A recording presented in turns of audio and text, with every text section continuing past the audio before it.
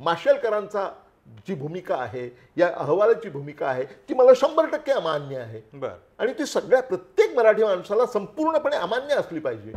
परंतु माझ्या समितीचा अहवाल जो मला माहीत नाही, कारण अजून समिती गठीतच झालेली नाही, तो काय येणार आहे हे गृहीत धरून आंदोलन करायचं याला काय अर्थ नाही. आणि ते निवडणूक जवळ असताना करायचं याला एक वेगळा वास येतो, हे मला मुद्दाम सांगावं. तुम्ही आता संघाच्या खूप जवळ गेलेले आहात, सरकारला जे हवे तेच करण्यासाठी बहुधा तुमची नेमणूक झाली. हिंदी का, म्हणजे हिंदीमध्ये अशी काय म्हणजे करिअरच्या दृष्टीने व्हॅल्यू आहे की जी करण्यासाठी तुम्ही इतकी सक्ती करताय?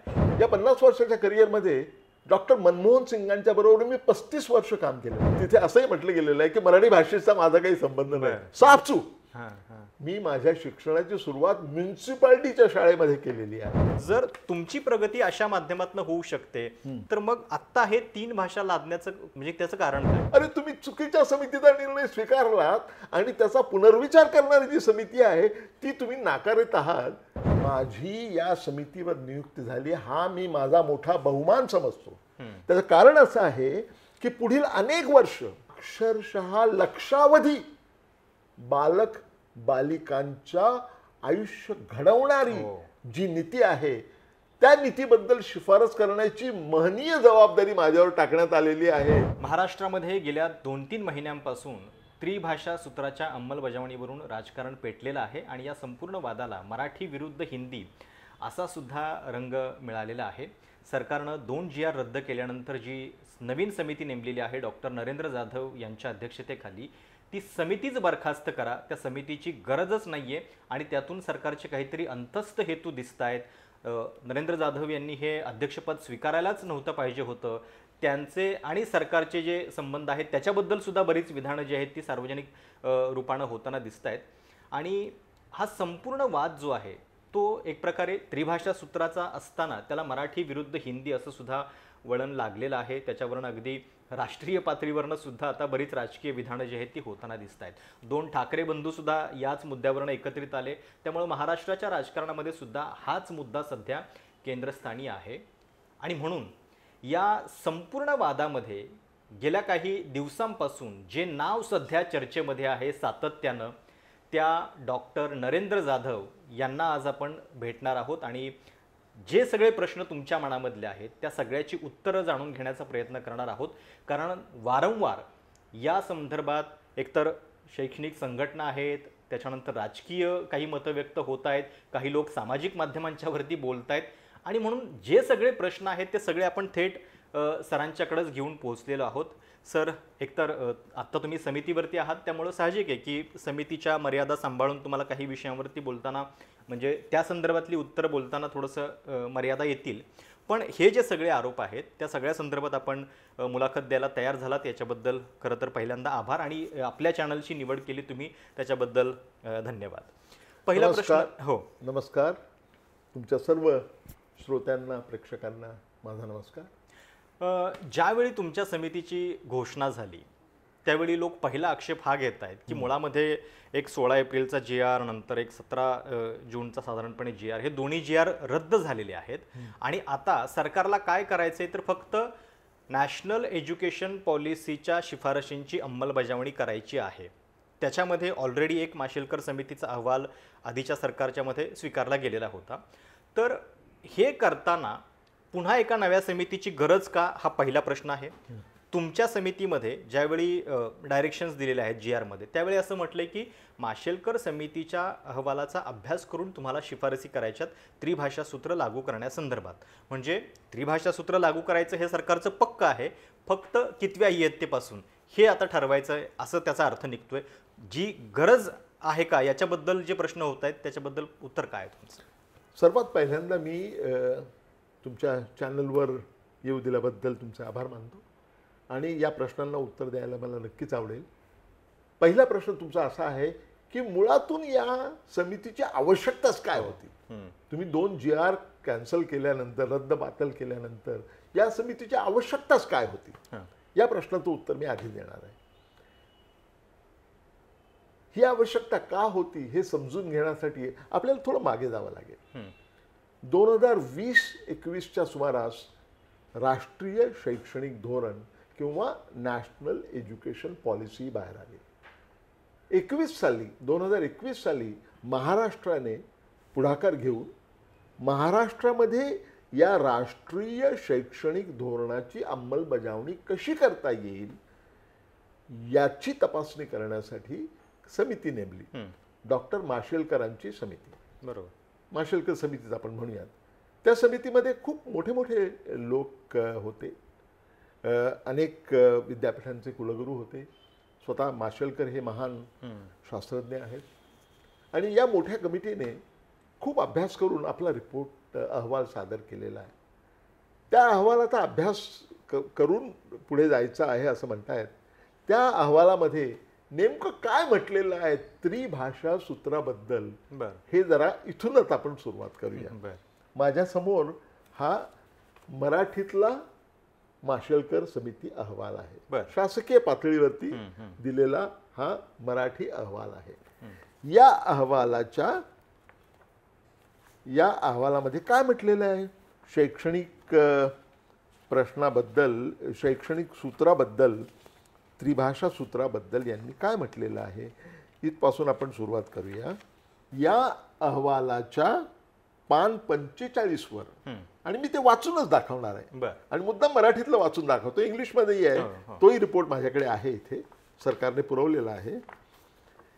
माशेलकर समितीच्या अहवालामध्ये त्यांनी असं म्हटलेलं आहे, आणि काळजीपूर्वक ऐका, एकही शब्द मी इकडचा तिकडे न करता तुम्हाला सांगतो आहे.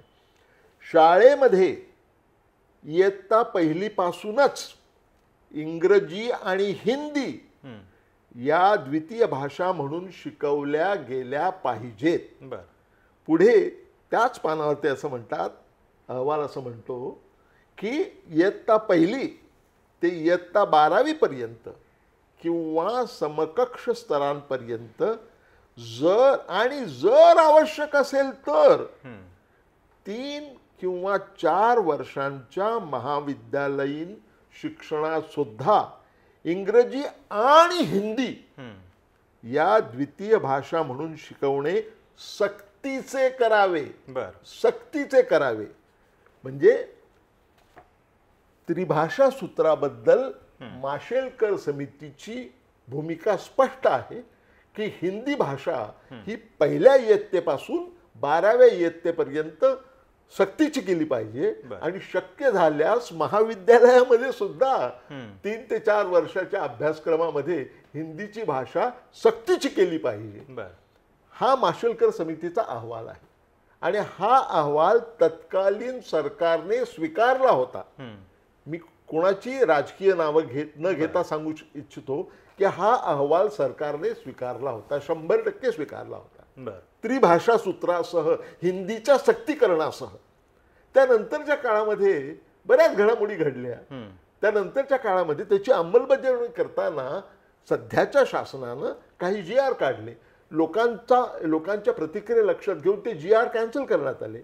आता तुम्ही मला सांगा, जो अहवाल हिंदी सक्तीची करावी असं म्हणतो इयत्ता पहिलीपासून 12वी पर्यंत, आणि शक्य झाल्यास महाविद्यालयात सुद्धा सक्तीची करावी असं म्हणतो, त्याचा पुनर्विचार करता कामा नये. त्याचा पुनर्विचार करण्यासाठीच ही समिती निर्माण केलेली आहे. म्हणजे जर ही समिती निर्माण केली नाही तर आपल्याला माशेलकर समितीचा स्वीकारला गेलेला जो अहवाल आहे ज्यामध्ये हिंदी हे सक्तीचं केलेलं आहे, 1 ते 12वी, पहिली ते 12वी, आणि महाविद्यालयामध्ये सक्तीचं जे हिंदी केलेलं आहे ते आपल्याला स्वीकारावं लागेल. मराठीच्या नावानं उरबडवेपणा करणाऱ्यांना हे मान्य आहे का? तर या समितीची आवश्यकता यासाठी आहे की अत्यंत चुकीची ही जी शिफारस करण्यात आली होती आणि जी मागच्या सरकारने स्वीकारली होती त्याचा पुनर्विचार करणं हे या समितीचं महत्त्वाचं काम आहे, आणि तो केला पाहिजे. याला कोणाच्याही मनात काहीही शंका असण्याचं काही कारण नाही, कारण तो जर स्वीकारला नाही, जर या समिती नेमली नाही, मग तुम्हाला तो अहवाल जो स्वीकारलेला आहे त्याची अंमलबजावणी करायला लागेल. हे तुम्हाला मान्य आहे का?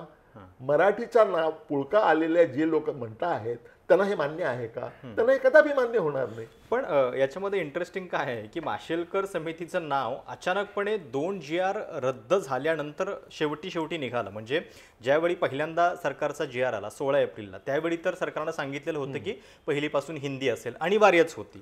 नंतर थोडासा सुधारित GR आला की सर्वसाधारणपणे तिसरी भाषा हिंदी असेल आणि इतरांना पर्याय उपलब्ध असतील वगैरे वगैरे.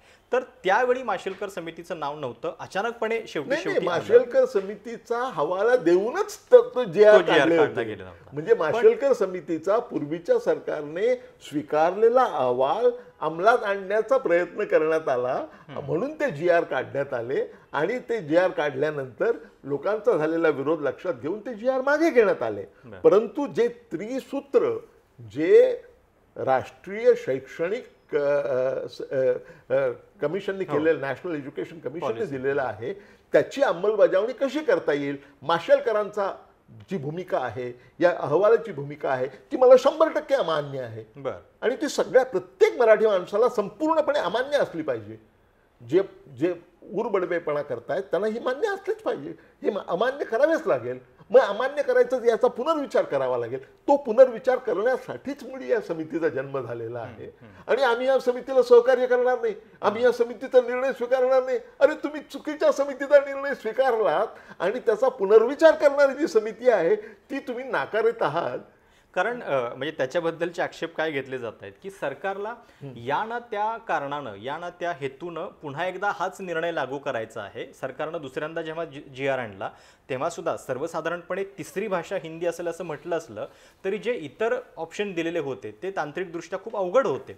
आणि म्हणून हिंदी सक्ती तर करायचीच आहे, फक्त वेगवेगळे मार्ग सरकार अवलंबतंय. आत्ता तुमच्या समितीची घोषणा झाल्यानंतर सुद्धा की ज्याला आता 3 महिन्यांचा एक कालावधी दिलेला आहे, रिपोर्ट येईल, अजून लोकांना ही भीती वाटतेय की तुमचा रिपोर्ट येणार आणि मग पुढच्या वर्षीपासून पुन्हा हेच लागू होणार आहे.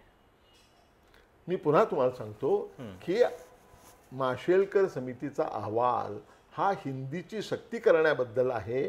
तो मागील सरकारने तो स्वीकारलेला होता आणि नवीन समिती जो अहवाल करणार आहे त्याचा निर्णय काय होईल, काय शिफारस करतील याची खुद्द अध्यक्षांना कल्पना नाही. तुम्ही कल्पना करा, अजून ही समिती गठीत सुद्धा झालेली नाही. पण असं असताना सुद्धा अजून ही समिती गठीत झालेली नाही तरी सुद्धा या समितीचा अहवाल काय असेल हे गृहीत धरून, आता हे अंतर्ज्ञान कुठल्या महापुरुषाला प्राप्त झालं मला माहिती नाही, परंतु माझ्या समितीचा अहवाल जो मला माहित नाही, कारण अजून समिती गठीतच झालेली नाही, तो काय येणार आहे हे गृहीत धरून आंदोलन करायचं याला काय अर्थ नाही. आणि ते निवडणूक जवळ असताना करायचं याला एक वेगळा वास येतो, हे मला मुद्दाम सांगावं असं वाटतं. पण जे लोक आता तुमच्या या अध्यक्षपदाचा विरोध करतायत त्यांना वेगवेगळे प्रश्न आहेत. अगदी तुमच्याबद्दल पण प्रश्न आहेत की तुम्ही आता संघाच्या खूप जवळ गेलेले आहात. तुमची राष्ट्रपती नामनिर्देश जरी खासदारकी असली तरी ती मोदींच्या कार्यकाळात झाली, म्हणून तुम्ही आता सरकारचे फेवरेट गृहस्थ आहात असं सुद्धा एक आरोप केला जातो. आणि मग सरकारला जे हवंय तेच करण्यासाठी बहुधा तुमची नेमणूक झाली असं पण म्हटलं जातंय. असे अनेक आरोप झालेले आहेत. मी कुठल्याही व्यक्तीचं नाव न घेता त्या आरोपाचं खंडन करण्याचा किंवा माझी भूमिका मांडण्याचा प्रयत्न आता करतो. ज्या अनेक संघटना आहेत त्यापैकी जे मुख्य धडपडणारे आहेत, मी नाव घेत नाही, ते दीपक पवार, तुम्हीच नाव घेता, मी घेत नाही नाव, कारण मला कोणाचंही नाव घ्यायचं नाहीये. त्यांनी असं म्हटलंय की म्हणजे किती चुकीच्या माहितीवरती आधारित हे पहा, आणि हे हेतुपुरस्सर केलेलं आहे. त्यांनी म्हटलेलं आहे की नरेंद्र जाधवांनी एक काय म्हणता येईल त्यांचा शब्द आहे दखलपात्र पुस्तक लिहिलेलं आहे. ते जे दखलपात्र पुस्तक म्हणतात, केवळ एक दखलपात्र पुस्तक मी तुम्हाला दाखवतो. ते जे दखलपात्र पुस्तक म्हणत आहेत ते पुस्तक हे आहे आमचा बाप आणि आम्ही. हे पुस्तक हे मराठी भाषेच्या इतिहासातलं आजपर्यंत जास्तीत जास्त विकलं गेलेलं पुस्तक आहे. मराठीमध्ये याच्या 200 पेक्षा जास्त आवृत्त्या आलेल्या आहेत.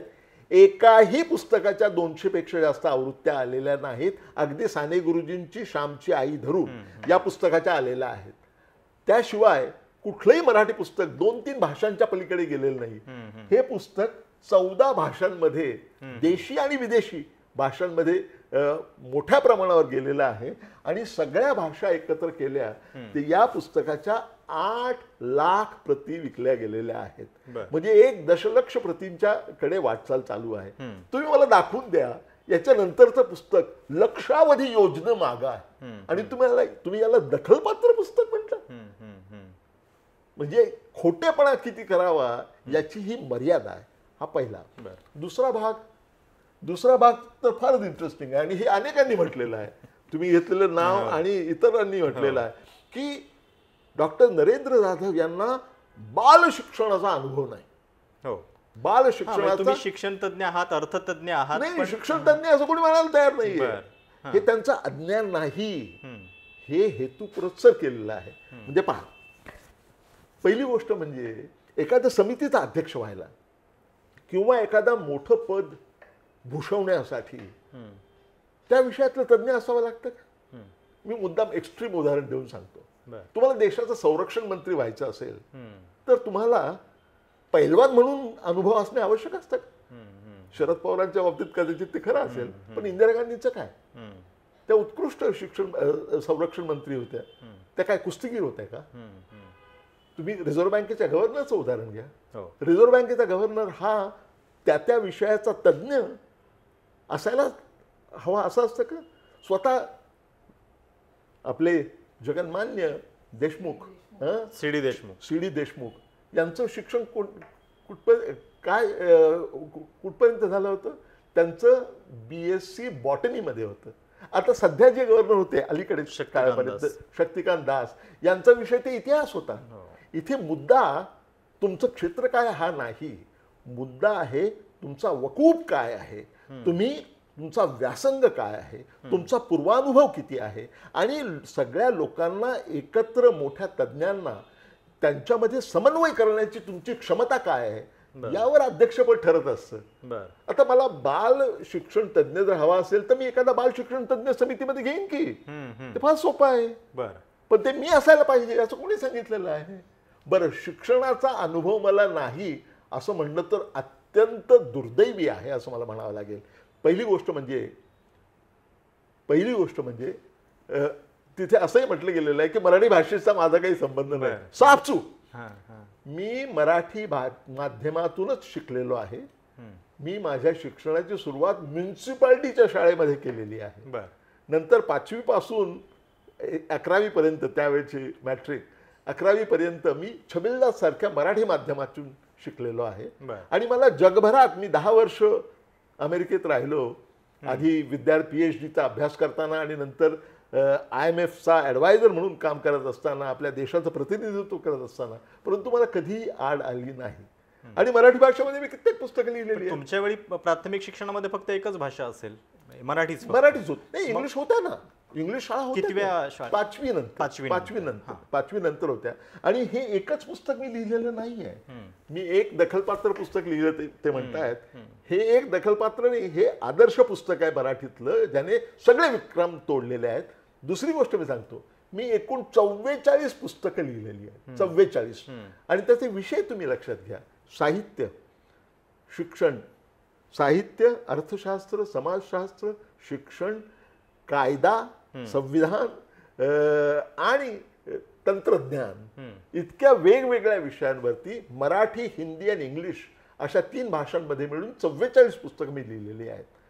आणि त्याशिवाय 200 पेक्षा जास्त शोध निबंध मी प्रकाशित केलेले आहेत. आणि कमिटी म्हणाल तर मी 35 समित्यांवर अध्यक्षपद म्हणून काम केलेलं आहे. आणि या सगळ्या वेगवेगळ्या विषयाच्या आहेत. याचं प्रमुख पद असण्यासाठी तुमच्याकडे तो व्यासंग असावा लागतो, ती विद्वत्ता असावी लागते आणि लोकांना, तज्ज्ञांना समन्वय त्यांच्यामध्ये साधण्याची आणि एकरूपता साधण्याची क्षमता असावी लागते. त्यासाठी तुम्हाला त्या विषयाचा तेवढा मर्यादित अनुभव असावा लागतो असं नाही. आणि तोही अनुभव मला आहे हे सांगितलं जात नाही. उदाहरणार्थ मी रिझर्व्ह बँकेत अर्थतज्ञ म्हणून काम केल्यानंतर मी पुणे विद्यापीठाचा कुलगुरू होतो 2006 ते 2009. त्यानंतर मी दिल्लीला गेलो. मनमोहन सिंगांनी मला दिल्लीला बोलवून घेतलं. तिथे मी भारतीय नियोजन आयोगाचा सदस्य होतो. तिथे माझा पोर्टफोलिओ काय होता? तिथे माझा पोर्टफोलिओ होता शिक्षण, बर education, skill development, labour and unemployment, social justice and economic social empowerment, असा खूप मोठा क्षेत्र मला होतं. पण शिक्षण हे क्षेत्र पूर्णपणे माझ्याकडे होतं. म्हणजे UGC ही माझ्या अंतर्गत काम करीत होती, बर AICT ही माझ्या अंतर्गत काम करत होती, स्कूल डिपार्टमेंट तर मिनिस्ट्री तर करतच होती, पण या सगळ्यांचा प्रमुख मी होतो. आणि 12व्या योजनेमध्ये संपूर्ण भारताच्या संपूर्ण शिक्षणाचं नियोजन करण्याचं काम मी केलेलं आहे. मग त्यामध्ये प्राथमिक शिक्षण आहे, माध्यमिक शिक्षण आहे, पूर्ण शालेय शिक्षण आहे, उच्च शिक्षण आहे आणि तंत्र शिक्षण आहे. म्हणजे ज्या शिक्षणासंदर्भातला हा निर्णय घ्यायचा आहे त्याचा एवढा सगळा अनुभव तुम्हाला आहे. आणि आणखी तुम्हाला सांगतो, नॅशनल एज्युकेशन पॉलिसी आल्यानंतर त्यावरचा पहिला ग्रंथ कोणी लिहिलेला आहे? पहिला मोठा ग्रंथ कोणी लिहिलेला आहे? तो मी लिहिलेला आहे. तो हा ग्रंथ आहे, the future of Indian education system, how relevant is the national education policy 2020. पहिला ग्रंथ हा मी लिहिलेला आहे. आता तुम्ही कसं म्हणू शकता की मला शिक्षणाचा अनुभव नाही? म्हणजे हे अज्ञान आहे की हेतू पुरस्सर दावली गेलेली गोष्ट आहे. नाही, तुमचा हा मुद्दा बरोबर आहे की समितीच्या अध्यक्षपदासाठी त्या त्या विषयातलाच एक्सपर्ट असला पाहिजे असं नाही. तुम्ही आणि तुमच्या समितीमध्ये इतर सदस्य पण आहेत. मी शेतकरी समितीचा अध्यक्ष होतो, आत्महत्या समितीचा. बरोबर. आणि मी काय शेतकरी आहे का? बरोबर. माझे वडील शेतकरी होते, पण मी शेतकरी नव्हतो कधीच. बरोबर. त्यामुळे अध्यक्ष असण्यासाठी या गोष्टींची आवश्यकता. या संपूर्ण वादामध्ये काय झालं, सरकारने जेव्हा हा निर्णय घेतला तेव्हा हा आरोप झाला की जे भाषा तज्ज्ञ सांगतायत की लहान वयामध्ये इतक्या भाषांचा अतिरेक मुलांच्यावरती करू देऊ नका, त्यांची मातृभाषा जी आहे ती एकदा पक्की होऊ द्या, त्याच्या आधीच तुम्ही इतक्या भाषा करू नका. आणि हिंदी का, म्हणजे हिंदीमध्ये अशी काय म्हणजे करिअरच्या दृष्टीने व्हॅल्यू आहे की जी करण्यासाठी तुम्ही इतकी सक्ती करताय? तर हे आक्षेप डावलले गेले म्हणून विरोध होत होता. मान्य, मला हे आक्षेप अगदी मान्य आहेत मला. मात्र हे आक्षेप माशेलकर समितीचा अहवाल आला त्यावेळी का बरं घेतले गेले नाहीत?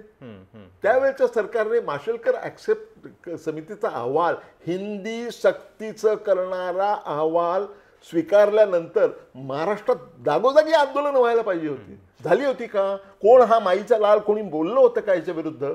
कोणीच बोललं नव्हतं. आता का बोलतायत? याचं कारण उघडपणे राजकारण हे त्याचं कारण आहे. निवडणुका जवळ आलेल्या आहेत म्हणून हा मराठीचा मुद्दा तापवण्यात येतो आहे अशी माझी भावना, माझी भीती आहे. मी राजकारणी नाही, मला ते कशी गम्य नाही. तुम्ही संघाचा जो मुद्दा मांडला त्याचंही उत्तर मला दिलं पाहिजे. तोही आरोप सातत्यानं हो, सातत्यानं. अहो, सगळेजण सातत्यानं जो करतायत याच्यामध्ये सुद्धा तुम्ही पहा की एक याच्यामध्ये मला वेगळा वास येतोय.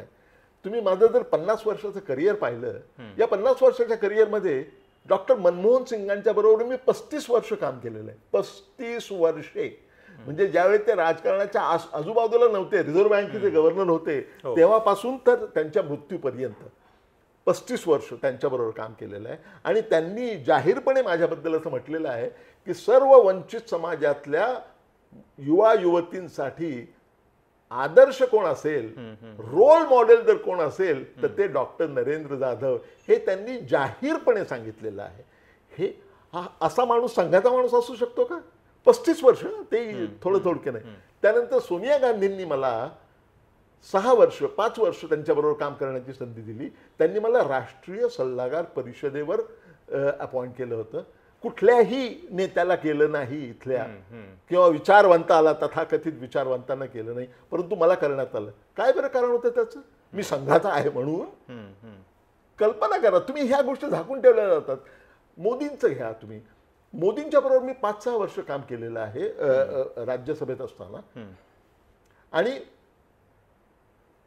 डॉक्टर मोहन भागवत यांनी माझ्या काही पुस्तकांचं प्रकाशन केलं, त्याच्यावरून महाराष्ट्रामध्ये गदारोळ झाला, हे खरं आहे. पण तुम्ही माझ्या सगळ्या पुस्तकांकडे कोणी केलेली आहेत त्याची प्रकाशन तुम्ही पहा ना. स्वतः डॉक्टर मनमोहन सिंग यांनी पंतप्रधान असताना पंतप्रधानांच्या शासकीय निवासस्थानी माझ्या 7 पुस्तकांचं प्रकाशन केलं होतं. ते वर्ष होतं 2005. त्यानंतर 2ही उपराष्ट्रपतींनी, सध्याचे उपराष्ट्रपतींच्या आधीचे 2 उपराष्ट्रपतींनी माझ्या अनेक पुस्तकांचं प्रकाशन केलेलं आहे.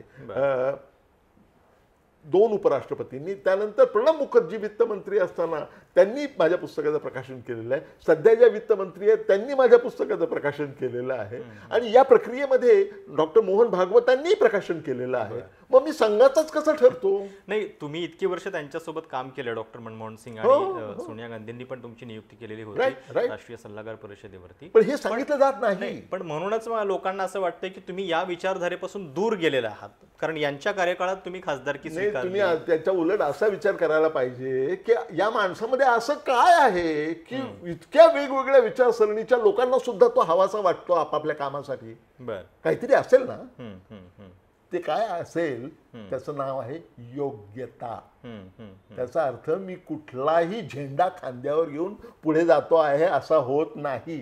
योग्यता हेच कारण आहे. मला तुम्ही दुसरा एक माणूस दाखवा, महाराष्ट्रात नाही भारतभरात एक माणूस दाखवा तुम्ही, जो या चारही महापुरुषांबद्दल राष्ट्रीय नेत्यांच्या बरोबर जवळून त्याने काम केलं. एक माणूस मला दाखवून द्या. काय बरं कारण असेल विचार करा ना तुम्ही. योग्यता हे त्याचं कारण आहे. मी विनय बाजूला ठेवून सांगतो आहे, कारण हे असे बाष्कळ आरोप माझ्यावर करण्यात येत आहेत, म्हणून मला हे सांगणं भाग पडतं.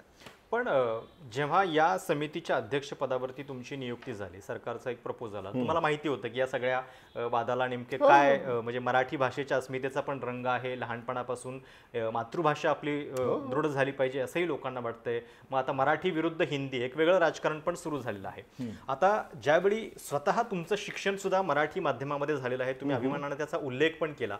जर तुमची प्रगती अशा माध्यमातून होऊ शकते, प्राथमिक शिक्षणामध्ये मराठी एकमेव भाषा असताना, तेव्हा तर मग आता हे 3 भाषा लादण्याचं का, म्हणजे त्याचं कारण काय? पहिलं म्हणजे तुम्ही माझ्या समितीची शिफारस काय असेल हे मुळीच गृहीत धरता कामा नये. बरोबर, मुळीच गृहीत धरता कामा नये. जी समिती गठीतच झाली नाही त्याचा निष्कर्ष तुम्हाला कुठल्या अंतर्ज्ञानानं प्राप्त होतो मला जरा सांगावं. जे मला माहित नाही ते तुम्हाला कसं काय माहिती आहे मी करणार आहे म्हणून? बरोबर, ही ढोंगबाजी आहे, ही दिशाभूल करणारी वृत्ती आहे. त्याचा मी तीव्र भाषेमध्ये निषेध करतो. माझा हेतू, माझी या समितीवर नियुक्ती झाली हा मी माझा मोठा बहुमान समजतो. त्याचं कारण असं आहे की पुढील अनेक वर्ष अक्षरशः लक्षावधी बालक बालिकांच्या आयुष्य घडवणारी जी नीती आहे त्या नीतीबद्दल शिफारस करण्याची महनीय जबाबदारी माझ्यावर टाकण्यात आलेली आहे. आणि हे टिक्कोजीराव म्हणतात तुम्ही स्वीकारायलाच नको होती. अरे मी काय करावं हे मी ठरवणार की हे टिक्कोजीराव ठरवणार? आणि त्या लाखो कोट्यावधी पुढची 25 वर्ष तरी ही पॉलिसी बदलणार नाही. जी काही नीती येणार आहे 25 वर्षामध्ये किती कोट्यावधी बालक आणि बालिकांच्या आयुष्याला त्याला उभारणी देणारा, त्यांच्या आयुष्याला प्रभावित करणारी नीती, त्याची शिफारस करण्याची संधी मला मिळालेली आहे. आणि माझा यामध्ये प्रयत्न एकच आहे. माझा प्रयत्न आहे तो जास्तीत जास्त बालक बालिकांच्या आयुष्यातल्या उभारणीसाठी जास्तीत जास्त उपयुक्त ठरेल अशा प्रकारचा अहवाल हा पूर्णपणे निपक्षपातीपणे, पूर्णपणे प्रामाणिकपणे सरकारला सादर करणे हे माझं कर्तव्य आहे. आणि ती माझ्या आयुष्याची इतिकर्तव्यता आहे असं मी म्हणेन. बरोबर, कारण हा ऐतिहासिक स्वरूपाचा निर्णय होता. म्हणजे या समितीचं महत्व म्हणजे नाकारून चालणारच नाही. कारण जेव्हा हा निर्णय होत होता मलाही माझा पहिलीतला पहिला दिवस आठवत होता की त्यावेळीची मनस्थिती की आपल्याला जर अशा 3-3 भाषा शिकाव्या लागल्या असत्या तर आपली काय मनस्थिती झाली असती. त्यामुळे मी छबिलदासमध्ये ज्यावेळी गेलो त्यावेळी मला असं भीती वाटत होती की पहिलीपासूनच इंग्लिश असेल. म्हणून मी काय केलं असेल, शाळेत जाण्यापूर्वीच मी इंग्लिश भाषा घरी शिकायला सुरुवात केली होती. ते वातावरण वेगळं होतं. पण मुद्दा काय आहे की कोणीही या समितीचा निर्णय कुठल्याही एका बाजूने असेल असं गृहीत धरता कामा नये. दिस इज ओपन इश्यू. त्याच्यावरती आणि मी काय काय करणार आहे तुम्हाला सांगतो.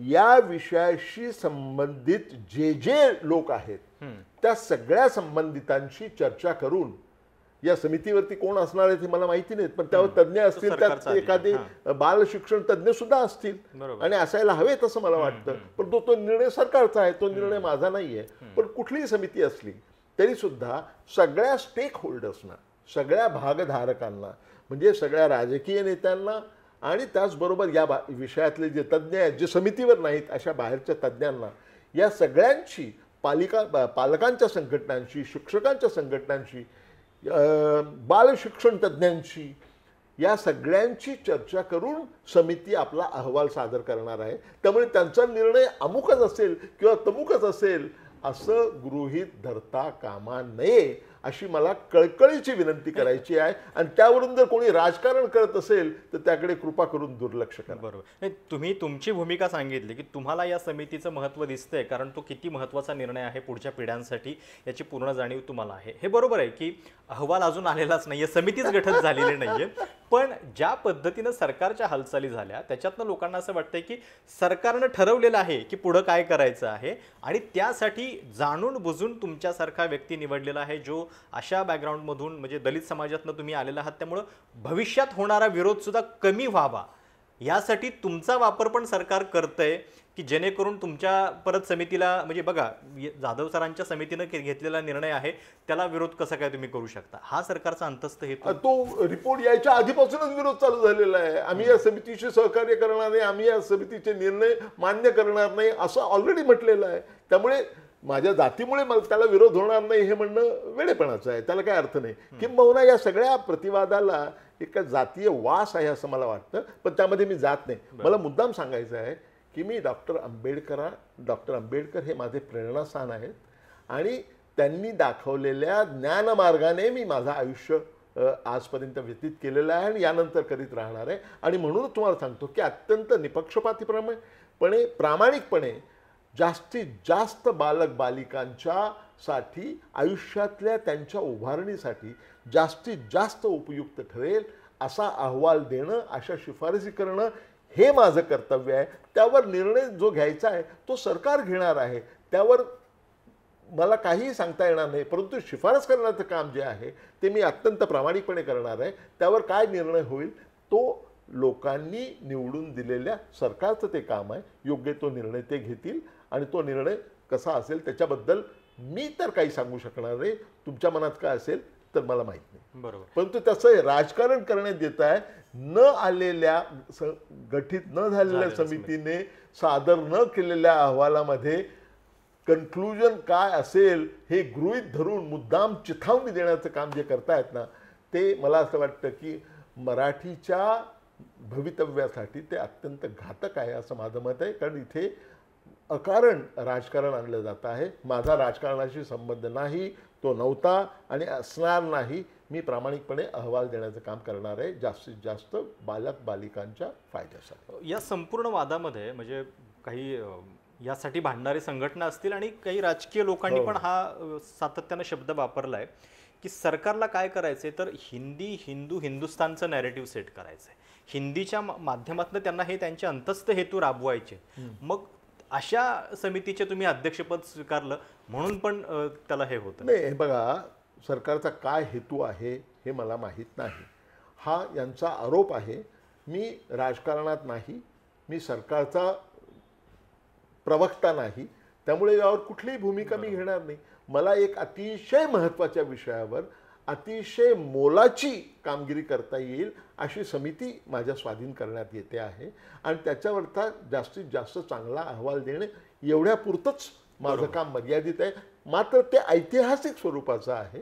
त्यातनं पुढे काय होईल हे काळच ठरवणार आहे, हे विरोधी पक्षनेते ठरवणार नाही. बरोबर. नाही, मी एक इंट्रोडक्शनमध्ये जे म्हटलं होतं की सरकारच्या जी आरमध्ये असा उल्लेख आहे की या रिपोर्टचा म्हणजे माशेलकर समितीच्या अहवालाचा अभ्यास करून तुम्हाला शिफारशी करायच्या आहेत. अहो, नुसता याचा अभ्यास नाही करणार, याच्यामध्ये अभ्यास करण्यासारखं फारसं नाही. जे आहे ते मी त्यांच्या शिफारसी सांगितल्या. मी तुम्हाला सांगतो त्याच्या पलीकडे जाऊन मी काय करणार आहे ते सांगतो तुम्हाला. सगळ्या राज्यांमधल्या सगळ्या राज्यांमध्ये त्रिभाषा सूत्र, पहिली गोष्ट मी काय करणार आहे तर नॅशनल एज्युकेशन पॉलिसीने जे त्रिभाषा सूत्र दिलेलं आहे ते नेमकं काय आहे, त्याचं करेक्ट इंटरप्रिटेशन काय आहे. मी तुम्हाला सांगतो त्याचं करेक्ट इंटरप्रिटेशन करण्यात आलेलं नाही. त्यामुळे माझी सुरुवात कुठून असणार आहे की नॅशनल एज्युकेशन पॉलिसीचं जे त्यांनी प्रस्तावित केलेलं आहे, डॉक्युमेंट केलेलं आहे, त्याचं नेमकं इंटरप्रिटेशन काय आहे. पहिला भाग त्रिभाषा सूत्र बंधनकारक आहे की नाही इथपासून हा पहिला भाग. दुसरा भाग काय आहे की भारतातल्या अनेक राज्यांमध्ये त्रिभाषा सूत्र तथाकथित हा शब्द त्यांनी वापरलेला आहे नॅशनल एज्युकेशन पॉलिसीने. त्रिभाषा सूत्राची अंमलबजावणी कशी झालेली आहे, कितपत झालेली आहे सगळ्या राज्यांमध्ये, याचा मी अभ्यास करणार, म्हणजे समिती अभ्यास करेल. तिसरी गोष्ट, आता राजस्थानमध्ये किंवा उत्तर प्रदेशमध्ये तिसरी भाषा कोणती असणार आहे मला कळत नाही. बरोबर. तामिळनाडूमध्ये तिसरी भाषा कोणती असणार आहे मला कळत नाही. तर याचा मी अभ्यास करणार आहे की नॅशनल एज्युकेशन पॉलिसी 2020 साली आली, त्याची अंमलबजावणी वेगवेगळ्या राज्यांमध्ये कशी होते आहे याचा अभ्यास करणार. तिसरी गोष्ट, महाराष्ट्रामध्ये सुद्धा वेगवेगळ्या प्रकारच्या शाळा आहेत. वेगवेगळ्या प्रकारच्या ज्या शाळा आहेत, सरकारी असतील, खाजगी असतील, इंटरनॅशनल स्कूल्स असतील, या सगळ्या शाळांमध्ये कशा प्रकारचा भाषासूत्र वापरलं जातं, कोणती भाषा कितवीपासून सक्तीची केली जाते, याचाही मी साकल्याने अभ्यास करणार आहे. या सगळ्या गोष्टींचा अभ्यास करून मी तो तांत्रिक स्वरूपाचा परंतु वस्तुस्थितीवर आधारित आणि उच्चतम ध्येय ठेवून मी तो रिपोर्ट अहवाल सादर करणार आहे. आणि हे सगळं करणं हे अत्यंत गरजेचं आहे. हे न करताच ही समितीच आम्हाला नको असं म्हणणं हे राजकीय दृष्ट्या शहाणपणाचं कदाचित असू शकेल, परंतु हे मराठी माणसाच्या भवितव्यासाठी योग्य आहे असं मला मुळीच वाटतं. या संपूर्ण वादाला एक मराठी विरुद्ध हिंदी आहे असं एक म्हणजे वळण लागलेलं आहे आणि अशा समितीवरती तुम्ही काम करत आहात सरकारच्या बाजूनं, तेव्हा मराठीच्या विरोधात आपली प्रतिमा होते असं तुम्हाला नाही वाटत? मला असं वाटत नाही, कारण मराठीतला मी अत्यंत लोकप्रिय लेखक आहे आणि मी जी 44 पुस्तकं लिहिलेली आहेत त्यापैकी 14 पुस्तकं ही मराठीत लिहिलेली आहेत. मराठी भाषेचा मला अभिमान आहे. माझ्या दोनही मुलांना, मुलगा आणि मुलगी दोघांनाही उत्तम मराठी बोलता येतं आणि आमच्या घरातली बोलायची भाषा ही मराठीच असते आणि मराठीचा मी प्रेमी किंबहुना अत्यंत आग्रही चांगल्या मराठीचा प्रचार आणि प्रसार व्हावा यासाठी मी आग्रही आहे. माझी पत्नी इथे बसली, तुम्हाला सांगेल, मी वेळोवेळी ज्यावेळी चुकीचं मराठी बोलली जातं त्यावेळी त्यांना करेक्ट करतो. मला बस भेटली होती असं कोणी म्हणालं की मला राग येतो, मी त्यांना सांगतो बाबा बस भेटत नाही. त्यामुळे मराठीचं शिक्षण सुधारणं हे सुद्धा आपलं कर्तव्य आहे. जर तुम्हाला मराठीचा खरंच अभिमान आहे तर तिकडे तुम्ही कितपत लक्ष दिलेलं आहे. ते हिंदी, मराठी हिंदीचा राजकीय वाद त्याच्यामध्ये मला शिरायचं नाहीये, त्याच्याशी माझा संबंध नाहीये. परंतु मराठी भाषा ही प्रसाराची भाषा झाली पाहिजे आणि सगळ्यांची भाषा झाली पाहिजे याबद्दल माझ्या मनात काहीही संदेह नाही. आणि मराठीचा अभिमान इतर कोणालाही असेल तेवढाच अभिमान मला सुद्धा मराठीचा अभिमान आहे आणि त्याच्यामध्ये कुठल्याही प्रकारची तडजोड केली जाणार नाही, ही माझी वैयक्तिक भूमिका आहे. बरोबर. पण आता म्हणजे इतक्या वेगळ्या क्षेत्रातलं तुमचं करिअर आहे, रिझर्व्ह बँकेमध्ये प्रधान सल्लागार, मग नंतर परत प्रधान सल्लागार नाही, चीफ इकॉनॉमिस्ट, आणि ते पद त्यांनी निर्माण केलं माझ्यासाठी. रिझर्व्ह बँकेचे chief economist and principal adviser, आणि मी ऐच्छिक सेवानिवृत्ती घेतल्यानंतर त्यांनी ते पद बंद केलं. एक्झिक्युटिव्ह डायरेक्टरच्या लेवलचं ते पद माझ्यासाठी निर्माण केलं होतं, हे तुम्हाला सांगतो. नंतर म्हणजे परत खासदारकी पण होती 2016 ते 22. आता जेव्हा असं पद्धतीचं काम करताना हे आरोप होतात, कसं बघता तुम्ही किंवा स्वतःला काय म्हणजे नाही याच्यामध्ये माय कॉन्शियस इज व्हेरी क्लिअर. हे पहा, पब्लिक लाईफमध्ये अशा प्रकारचे आरोप होणं हे साहजिकच आहे. निवडणुकीच्या आणि ज्या पातळीवरती सध्या महाराष्ट्रातलं राजकारण गेलेलं आहे ते पाहता वैयक्तिक आरोप खूप मोठ्या प्रमाणात होणं आणि गलिच्छ आरोप होणं हे अतिशय मला दुखावणारी ही गोष्ट आहे. माझ्यावर जे आरोप होतात त्याचं उत्तर द्यायला मी समर्थ आहे, परंतु ज्यावेळी परस्पर असे आरोप केले जातात, अर्धवट माहिती दिली जाते, इन्सिन्युएशन केलं जातं, त्यावेळी मला वेदना जरूर होतात. माझ्यापेक्षा माझ्या पत्नीला जास्त वेदना होतात, परंतु मी तिला नेहमी सांगत आलेलो आहे की पब्लिक लाईफमध्ये तुम्ही ज्यावेळी असता त्यावेळी हे अपरिहार्य आहे आणि लोकशाहीमध्ये विरोध करण्याचा प्रत्येकाला अधिकार आहे. तो अधिकार आपण नाकारू शकत नाही. शेवटचा प्रश्न म्हणजे जेव्हा डॉक्टर नरेंद्र जाधव समितीचा अहवाल सादर होईल त्याच्यानंतर पुन्हा एक नवीन वाद तर होणार नाही की या सगळ्या वादाला पूर्णविराम देणारा हा अहवाल असेल? काय त्याच्याबद्दल तुमचं मत? नाही, मी सांगूच शकत नाही ते, कारण भविष्यात काय आहे हे मी सांगू शकत नाही. आणि हा अहवाल ज्यावेळी तयार होईल आणि सादर होईल त्यावेळी आपण परत पुन्हा एकदा मुलाखत घेऊ आणि नव्या प्रश्नांचं मुलाखत घेऊ. परंतु त्याकडे राजकीय दृष्टिकोनातून न पाहता तुम्ही मराठीवरच्या प्रेमाच्या दृष्टिकोनातूनच फक्त पाहिलं पाहिजे, बरं. असा माझा आग्रह आहे आणि माझी तीच भूमिका आहे. सर धन्यवाद. तुम्ही या सगळ्या प्रश्नांची उत्तर अगदी मनमोकळेपणाने दिली आणि आशा आहे की तुमच्या मनातले जे या समितीच्या बद्दल या वादाबद्दलचे जे प्रश्न आहेत ते या संपूर्ण मुलाखतीमध्ये विचारले गेलेले आहेत. सरांनी त्यांची भूमिका स्पष्ट केलेली आहे. आपण अपेक्षा करूयात की जे वारंवार अधोरेखित केलं जातं की शेवटी हा येणाऱ्या सगळ्या पिढ्यांचा प्रश्न आहे, त्यांच्या सगळ्या बालमनावरती संस्कार करणारा प्राथमिक शिक्षणाचा हा मुद्दा आहे आणि त्याच्यामध्ये थोडंसं राजकारण बाजूला ठेवून विद्यार्थ्यांच्या हिताचे निर्णय व्हावेत हीच अपेक्षा आहे. या समितीच्या कार्यकक्षा ज्या आहेत त्या सगळ्या पूर्ण झाल्यानंतर अहवाल आल्यानंतर आपण पुन्हा एकदा भेटणार आहोत. सरांनी आता हे आपल्याला आश्वासन जाहीरपणे पण दिलेलं आहे. त्यामुळं सर धन्यवाद. थांबूयात आपण इथेच. या मुलाखतीबद्दल तुमच्या काही सूचना असतील, प्रतिक्रिया असतील, आवर्जून कळवा. चॅनल सबस्क्राईब करायला विसरू नका. धन्यवाद.